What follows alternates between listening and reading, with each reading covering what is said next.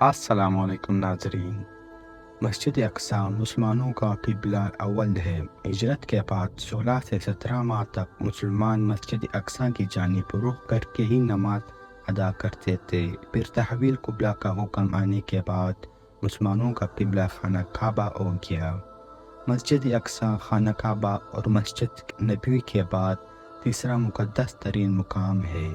مقامی مسلمان اسے المسجد الاقصی یا حرم قدسی شریف کہتے ہیں۔ یہ مشرقی یروشلم میں واقع ہے جس پر اسرائیل کا قبضہ ہے۔ یہ یروشلم کی سب سے بڑی مسجد ہے جس میں 5000 نمازیوں کی گنجائش ہے، جبکہ مسجد کے صحن میں بھی ہزاروں افراد نماز ادا کر سکتے ہیں۔ نبی کریم صلی اللہ علیہ وآلہ وسلم سفر معراج کے دوران مسجد حرم سے یہاں پہنچے تھے اور مسجد اقصی میں تمام انبیاء کی نماز کی امامت کرنے کے بعد براق کے ذریعے 7 آسمانوں کے سفر پر روانہ ہوئے۔ قرآن کی سورۃ الاسراء میں اللہ تعالیٰ نے اس مسجد کا ذکر ان الفاظ میں کیا ہے۔ ترجمہ: پاک ہے وہ ذات جو اپنے بندے کو رات ہی رات میں مسجد حرام سے مسجد اقصی لے گئی، جس کے آس پاس ہم نے برکت دے رکھی ہے، اس لیے کہ ہم اسے اپنی قدرت کے بعض نمونے میں دکھائیں گے۔ یقیناً اللہ تعالیٰ ہی خوب سننے والا ہے اور دیکھنے والا ہے۔ احادیث کے مطابق دنیا میں صرف 3 مسجدوں کے جانب سفر کرنا باعث برکت ہے، جن میں مسجد حرام، مسجد اقصی اور مسجد نبوی شامل ہے۔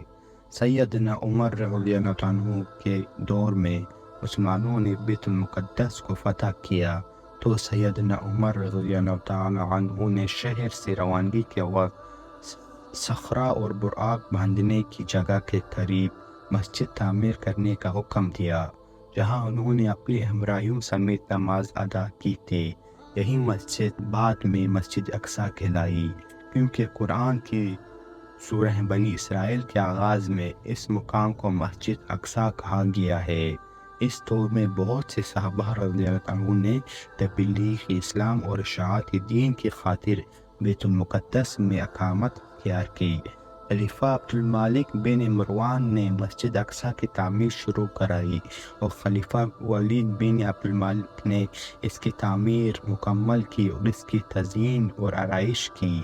عباسی خلیفہ ابو جعفر منصور نے بھی اس مسجد کی مرمت کرائی۔ پہلی صلیبی جنگ کے بعد جب عیسائیوں کا بیت المقدس پر قبضہ ہوا تو انہوں نے مسجد اقصی میں بہت رد و بدل کیا۔ انہوں نے مسجد میں رہنے کے لیے کئی کمرے بنا لیے اور اس کا نام معبد سلیمان رکھا، نیز متعدد و دیگر عمارتوں کا اضافہ کیا جو بطور جائے ضرورت اور اناج کوٹھیوں کے استعمال میں ہوتی تھی۔ انہوں نے مسجد کے اندر اور مسجد کے ساتھ ساتھ گرجا بھی بنا لیا۔ سلطان صلاح الدین ایوبی نے 1187 میں فتح بیت المقدس کے بعد مسجد اقصی کو عیسائیوں کے تمام نشانات سے پاک کیا اور محراب اور مسجد کو دوبارہ تعمیر کیا۔ صلاح الدین ایوبی نے قبلہ اول کی آزادی کے لیے تقریباً 16 جنگیں لڑیں۔ اسلام اور ملت اسلامیہ کے خلاف یہودیوں کی دشمنی تاریخ کا ایک مستقبل باب ہے۔ یہود مدینہ نے عہد رسالت مابع جو شورشیں اور سازشیں کی، ان سے تاریخ اسلام کا ہر طالب علم آگاہ ہے۔ گزشتہ 14 صدیوں سے یہود نے مسلمانوں کے خلاف بالخصوص اور دیگر انسانیت کے خلاف بالعموم معادنہ رویہ اپنا رکھا ہے۔ 20ویں صدی کے حادثات و سانحات میں سب سے بڑا سانحہ مسئلہ فلسطین ہے۔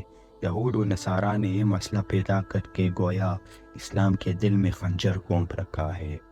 1948 میں اسرائیل کے قیام کے بعد یورپ سے آئے ہوئے غاصب یہودیوں نے ہزاروں سال سے فلسطین میں آباد فلسطینیوں کو ان کی زمینیں اور جائیدادوں سے بے دخل کر کے انہیں کیمپوں میں نہایت ابتر حالات میں زندگی بسر کرنے پر 21 مجبور کر دیا، اور اگست 1969 کو ایک آسٹریلوی یہودی ڈینس مائیکل روہان نے قبلہ اول کو آگ لگا دی جس سے مسجد اقصی 3 گھنٹے تک آگ کی لپیٹ میں رہی اور جنوب مشرق جانب عین قبلہ کی طرف بڑا عیسیٰ گر پڑا۔